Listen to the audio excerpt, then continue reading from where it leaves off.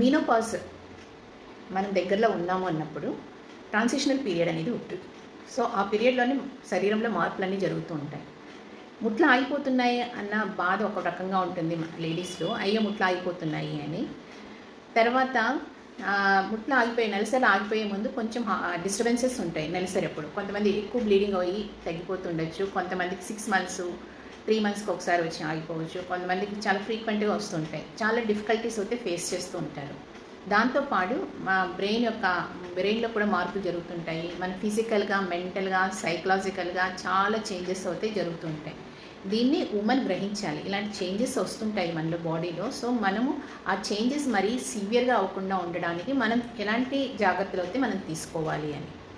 So women health అనేది చాలా important. Women ఇంట్లో అసలు చాలా ఇంపార్టెంట్ పర్సనే ఉమెన్ హెల్త్ బాగుండాలి అంటే ఉమెన్ హెల్త్ ఉమెన్ చేతిలోనే ఉంటుంది. మనం కొంచెం టైం మన కోసం కేటాయించుకోవాలి.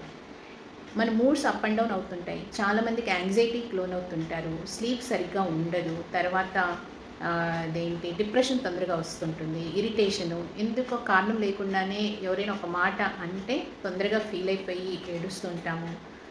ఫోకస్ అనేది తగ్గిపోతుంది, మన కాన్సన్ట్రేషన్ తగ్గిపోతుంది, ఏది ఎక్కువసేపు చదవలేకపోతాము. ఒక థాట్ వస్తే ఆ థాట్ని కరెక్ట్గా ఆ థాట్ని మలుచుకొని మనకు అనుకూలంగా మార్చుకునే కెపాసిటీ కూడా మనకి తగ్గిపోతూ ఉంటుంది. రోజు రోజుకి లోన్లీగా ఫీల్ అవుతాము, ఎవరు మనల్ని పట్టించుకుంటలేదు అని ఎక్కువ ఫీల్ అవుతుంటాము, తొందరగా ఇరిటేట్ అయిపోతుంటాము మనుషుల మీద. అసలు ఎందుకు మనలో ఇలా సడన్గా ఇలాంటి చేంజెస్ వస్తున్నాయి అనేది హస్బెండ్కి అర్థం కాదు, పిల్లలకి అర్థం కాదు, సొసైటీకి కూడా అర్థం కాదు. సో మీనోపాజ్ అనేది ఆ టైంలో లేడీస్లో ఎలాంటి మార్పులు వస్తాయి, ఆ మార్పులకి గల కారణాలు ఏమిటి, ఇవన్నీ ప్రతి ఉమెన్కి అర్థం కావాలి. దానికోసం డెఫినెట్గా అవగాహన అనేది ఉండాలి. సో ఈ బ్రెయిన్ ఫాగ్ ఎందుకు వస్తుంది, ఎవరిలో ఎక్కువగా వస్తుంది, దాని సింటమ్స్ ఎలా ఉంటాయని చెప్తాను. బ్రెయిన్ ఫాగ్ సింటమ్స్ ఏంటంటే ఇదే నేను ఆల్రెడీ చెప్పాను కదా, మనకి తెలియకుండానే స్ట్రెస్కి లోన్ అవుతాము, కాన్సన్ట్రేషన్ పోతుంది, తర్వాత థాట్స్ అన్నీ కంట్రోల్ చేసుకోలేము, ఫోకస్గా ఉండలేము, మన స్కిల్స్ అన్నీ ఒక్కోటి తగ్గిపోతున్నట్టు అనిపిస్తుంటుంది, తొందరగా డిప్రెషన్కి లోన్ అయిపోతాము, హార్మోనల్ చేంజెస్ వలన బాడీ అంతా ఇన్యాక్టివ్ అయిపోతుంటుంది, షార్ప్నెస్ తగ్గిపోతుంది, తర్వాత స్కిన్లో గ్లోనెస్ తగ్గిపోతుంది, హెయిర్ ఫాల్ ఉంటుంది, తర్వాత ఒబేసిటీకి లోన్ అవుతాం, ఇవన్నీ ఉంటాయి. తర్వాత స్లీప్ కూడా తగ్గిపోతుంటుంది. ఈ బ్రెయిన్ ఫాగ్ ఎవరిలో ఎక్కువ కామన్గా చూస్తాము అంటే క్రానిక్ ఇల్నెస్తో సఫర్ అయ్యే వాళ్ళు ఉంటారు. దీర్ఘకాలపు జబ్బులు ఉంటాయి, డయాబెటీస్, షుగరు, బీపీ, కొంతమందికి హైపోథైరాయిడిజము, ఆటో ఇమ్యూన్ డిజార్డర్స్, ఇవి పోస్ట్ కోవిడ్ కూడా ఒక కారణము.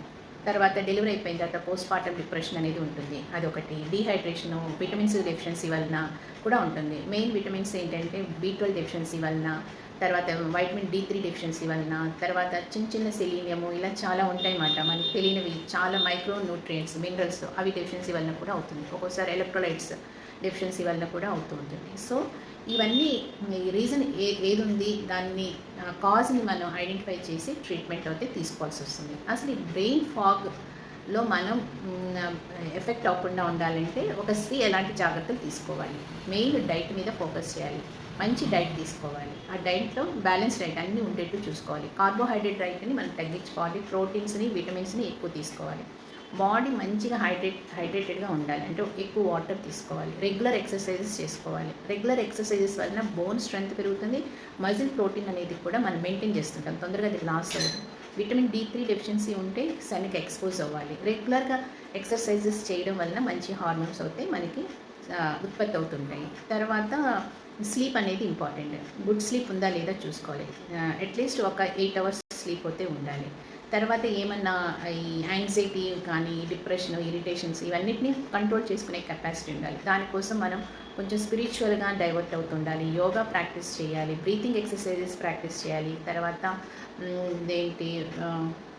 మెడిటేషన్ చేసుకోవాలి. ఇలాంటివి కొన్ని మనం ఇన్కార్పొరేట్ చేసుకోవాలి మన లైఫ్లో.